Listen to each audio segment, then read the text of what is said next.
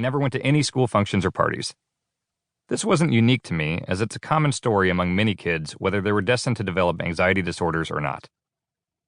Despite never feeling fully comfortable in these early years, I had never experienced a panic attack, nor had I any knowledge of them.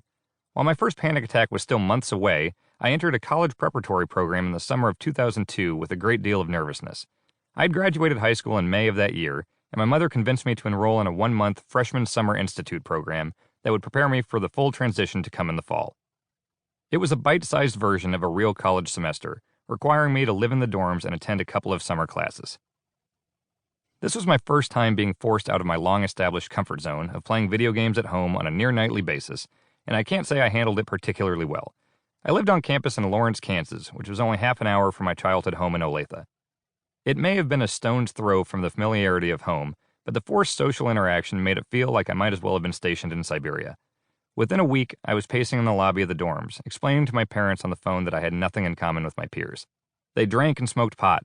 They listened to music I didn't like, and yet they all seemed happy to be there and had an instant kinship with each other. In retrospect, they probably harbored many of the same anxieties I felt at that pivotal moment in our lives, but they did a much better job of hiding it. In my mind, I didn't belong there, and I dreaded the years to come as I continued transitioning into the real world. Early on, I found respite in the 2 classes that I was enrolled in. I never really enjoyed sitting in classrooms, and that feeling intensified as time went on, but it was a setting that I was at least familiar with. One was a basic introduction to the university and college life, and the other was Psychology 101. The latter was taught by a friendly, middle-aged professor named Buddy, and I hung around after most classes to chat with him. As a kid, I always felt more comfortable speaking with adults than with those my own age, and that had apparently carried over into almost adulthood. He always struck me as a genuinely happy person, so I enjoyed hearing his thoughts on life and how the mind works. Because of Buddy's obvious intelligence and positive disposition, I gave something a chance that I normally wouldn't have. One day in class, he started talking to us about meditation. I knew nothing about it, and had always just assumed it was some pseudo-religious thing that hippies did while repeating weird chants. But because of how much I respected Buddy, I temporarily shut down the "this is a bunch of hippie crap" alarm that was blaring in my head, and I gave it a shot.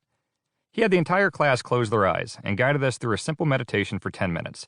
He instructed us to focus on our breath as it moved in and out, and had us directed to specific parts of our body in sequence: feet, calves, thigh, stomach, etc.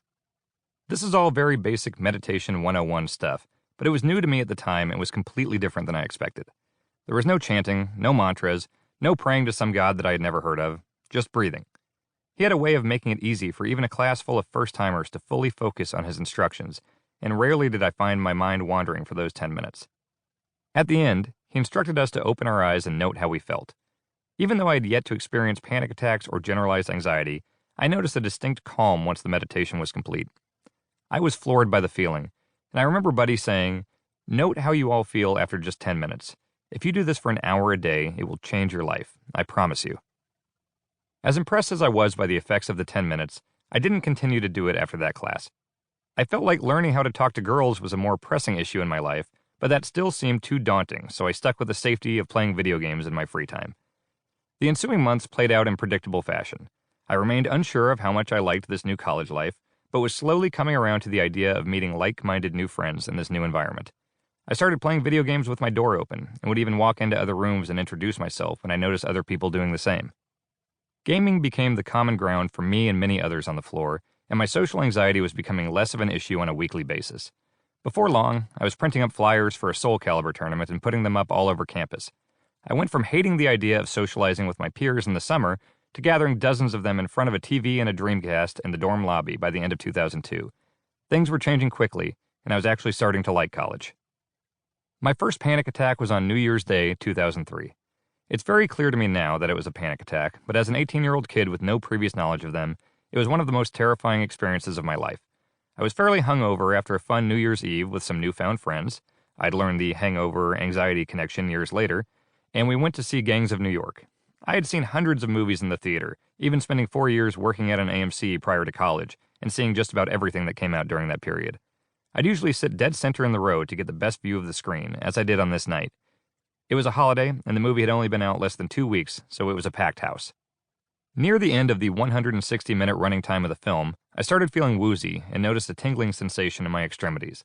It was near the end of the movie, and I was getting pretty into it, so I initially chalked it up to excitement. As Leonardo DiCaprio and Daniel Day-Lewis fought